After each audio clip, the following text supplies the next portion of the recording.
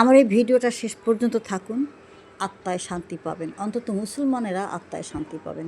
আসসালামু আলাইকুম এভরিওয়ান, কেমন আছেন আপনারা সবাই? আমি ভালো আছি আলহামদুলিল্লাহ। এই যে ভিডিওটা করেছি আমি এখানে, এটা আমার বাসার রান্নাঘরে জানালা থেকে তোলা। তো শুরুতেই দেখেছেন এই যে এটা দুই পাশে দুইটা হাই রাইজ বিল্ডিং, আর মাঝখানে এই যে একতলা ছাদ পেটানো হয়েছে, মাত্র কনস্ট্রাকশনের কাজ। এই কনস্ট্রাকশনের এই বিল্ডিংটা, এটাও হাই রাইজ বিল্ডিং হবে, এটাও 7 থেকে 8 তলা হয়ে যাবে, অর্থাৎ এটা ঢেকে যাবে জায়গাটা। এটা যখন ঢেকে যাবে তখন এই যে এত চমৎকার দৃশ্যটা, মুসলমানরা নামাজ পড়ছে, এই দৃশ্যটা তখন ঢেকে যাবে, তখন আমি আর এটা দেখতে পারবো না।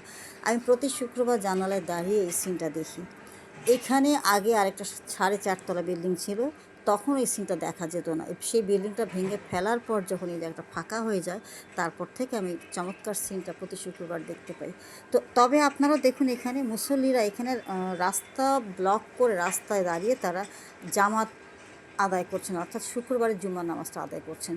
পাশেই মসজিদ, এই যে ওই যে ওদিকে যে রাস্তাটা দেখা যাচ্ছে, ওইটার গলিটার পরেই মসজিদ, 4 তলা বিশাল মসজিদ। এবং হ্যাঁ, 4 তলা বিশাল মসজিদ।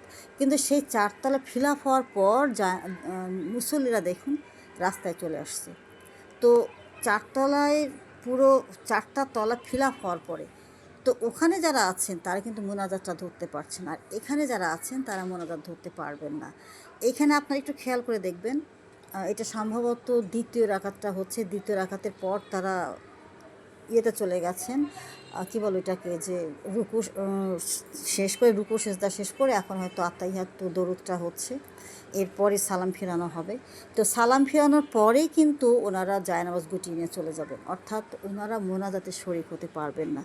তো এই যে জুম্মার নামাজ, জুম্মার দিন বা শুক্রবার একটা পবিত্র দিন, নামাজে যে মোনাজাতটা হয়, কত কত মুসল্লিদের জন্য দোয়া করা হয়, কবরবাসীদের জন্য দোয়া করা হয়, আখিরাতের জন্য, পরকালের জন্য দোয়া করা হয়। সেই দোয়াটার অংশীদার এনারা হতে পারবেন না। তো আমি এই জন্য মনে করি, একটু আগে আগে যে রাস্তায় না দাঁড়িয়ে আপনারা মসজিদ কক্ষেই নামাজটা আদায় করুন না কেন, তাহলে অন্তত আপনারা মোনাজাতটা শরীক হতে পারবেন। এই যে দেখুন আপনারা, এই যে নামাজ শেষ, অর্থাৎ এনারা সালাম ফিরিয়েই দাঁড়িয়ে গিয়ে জায়নামাজ গুটিয়ে নিয়ে যে যার মতো বাড়ি চলে যাচ্ছেন বা যার গন্তব্যে চলে যাচ্ছেন। কিন্তু মসজিদে যারা আছেন তারা কিন্তু মোনাজাতে শরীক হতে পেরেছেন। এই সিনটা দেখুন, এটা কিন্তু তার পরের সিন। এনারাই কিন্তু মসজিদের ভিতরে ছিলেন এবং মোনাজাত শেষ করে কিন্তু এনারা বের হয়েছেন। তাদের বিশাল ঢল এটা। তো যাই হোক, আমার এই ভিডিওটি আপনাদের ভালো লাগলে লাইক, কমেন্ট, শেয়ার করে এবং ফলো বাটনে চাপ দিয়ে আমার এই পেজের সাথে থাকুন এবং আপনারাও ভালো থাকুন। শুভ জুম্মা মুবারক। আল্লাহ হাফিজ।